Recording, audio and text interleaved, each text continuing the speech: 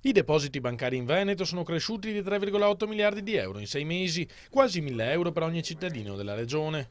Il dato, tratto dal bollettino statistico di Banca Italia, rivela come i veneti abbiano poca fiducia nel futuro, preferendo non investire e accumulare risparmi in attesa di tempi più duri.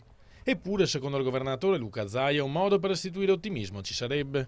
Basterebbe che il governo decidesse di fare delle azioni di promozione dell'economia come quelle delle quali abbiamo bisogno, la riduzione drastica delle tasse e finanziandola non tagliando le regioni virtuose ma tagliando da chi spreca. Mi si deve spiegare per quale motivo con l'ultima legge di stabilità al Veneto verranno praticati gli stessi tagli della Sicilia, abbiamo più o meno gli stessi abitanti, con un piccolo particolare, che la Sicilia ha 22.000 forestali, noi ne abbiamo 400, se qualcuno me lo spiega. Manovre di questo tipo, sostiene Zaia, non danno certo fiducia a quella parte minoritaria di italiani che continua a pagare per tutti.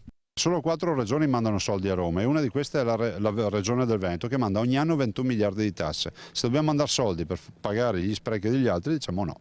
Se invece i tagli fossero fatti con criteri meritocratici si potrebbe arrivare a una riduzione delle tasse imponente senza incidere sui servizi ai cittadini. Se si applicassero i costi standard, ovvero le virtuosità a tutta Italia, avremmo un risparmio di 30 miliardi di euro. Potremmo dedicarli tutti al taglio della pressione fiscale. Per far questo, però, conclude il governatore, bisognerebbe riformare davvero e non soltanto a parole, modificando profondamente uno status quo fatto di privilegi assurdi. Bisogna costringere quelli che sono non virtuosi, che spendono male le proprie risorse, che vivono nella mala gestio, che pagano la siringa 26 centesimi e non 4 centesimi, che pagano un pasto in ospedale 60 euro e non 6,5 euro, di vivere in maniera civile e corretta come lo fanno gli altri.